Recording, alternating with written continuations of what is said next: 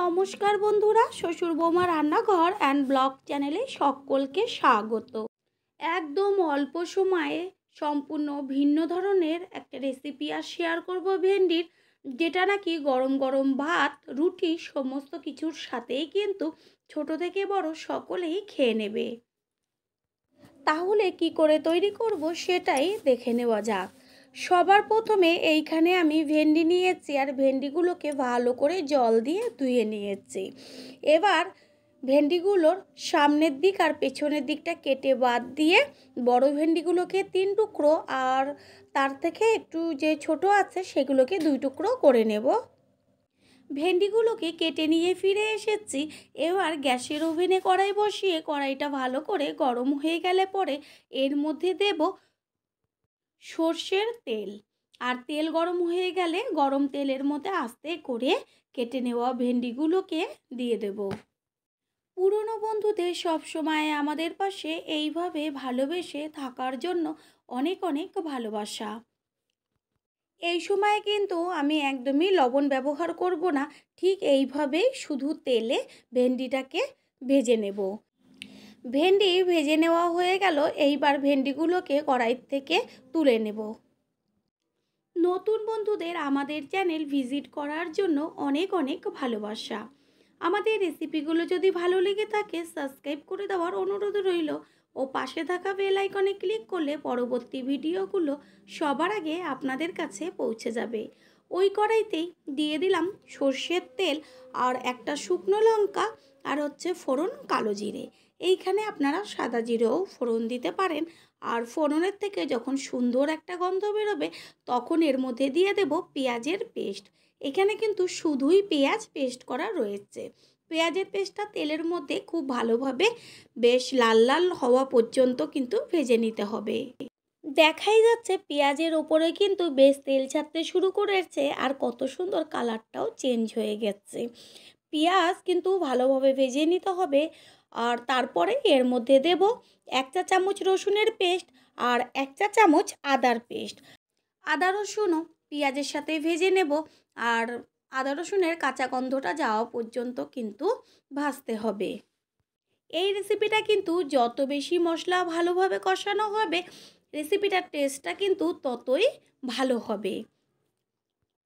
আদা রসুনের বেশ কিন্তু সুন্দর গন্ধ বেরোতে শুরু করেছে।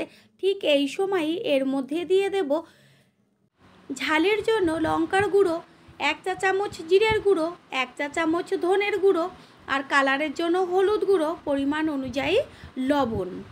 এবার এটার মধ্যে সামান্য একটু জল দিয়ে মশলাগুলোকে ভালো করে কিন্তু একসাথে কষাতে হবে এবার। আর আমি এইখানে একদমই কাঁচা লঙ্কা ব্যবহার করব না, দেব কুচিয়ে নেওয়া টমেটো। এইখানে আমি মাঝারি সাইজের 2টো টমেটো ব্যবহার করেছি। টমেটোটা মিশিয়ে নিয়ে তারপরে ঢাকনা দিয়ে ঢেকে দেব। টমেটোটা মজে আসবে আর মশলাটাও বেশ কষানো হয়ে যাবে তাড়াতাড়ি। রেসিপিটা এত তাড়াতাড়ি তৈরি হয়ে যায় যেটা নাকি তৈরি করার সময়ই বুঝতে পারবেন। 3 থেকে 4 মিনিট পরেই ঢাকনাটা সরিয়ে দিয়ে ওপর নিচ করে একটু ভালো করে মশলাটাকে নেড়ে চেড়ে দেবো আর টমেটোগুলো একদম মশলার সাথে মিশিয়ে দেব। টমেটো কিন্তু একদম মজে গেছে, সম্পূর্ণ মশলার সাথে টমেটোগুলো মিশে গেছে আর তেল ছাড়তেও শুরু করেছে।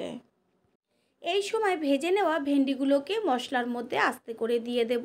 তারপর খুন্তি দিয়ে সম্পূর্ণ মশলাটা ভেন্ডির সাথে মিশিয়ে নিয়ে কিছুক্ষণ রাখবো মশলার সাথে ভেন্ডিটা হবার জন্য।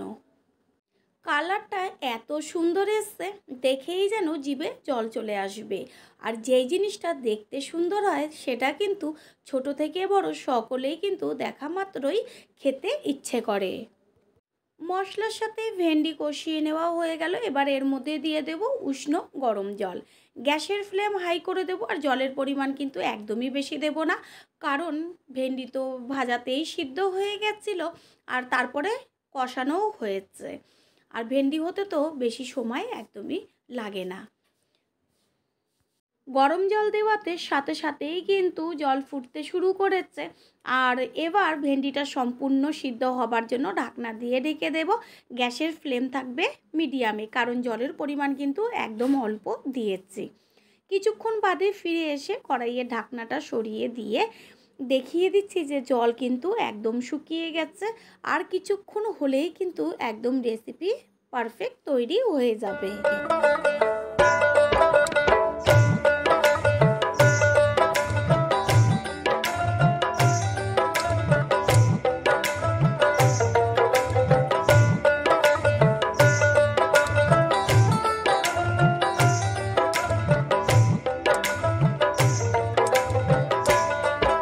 সব শেষে দেব ছোট চামচের 1 চা চামচ গরম মশলার গুঁড়ো।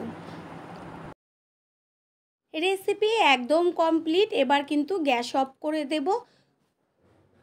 তৈরি হয়ে গেল আজকের রেসিপি। আশা করি রেসিপিটি ভালো লাগলো। আর যদি ভালো লেগে থাকে একটা লাইক, কমেন্ট, পারলে একটা শেয়ার করে অবশ্যই জানাবেন। আপনাদের দেওয়া একটা লাইক ও একটা শেয়ার কিন্তু আমাদের কাছে অনেক অনেক গুরুত্বপূর্ণ।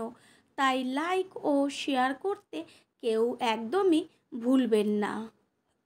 All friend, thanks for watching my video. আপনারা সকলে ভালো থাকবেন, সুস্থ থাকবেন।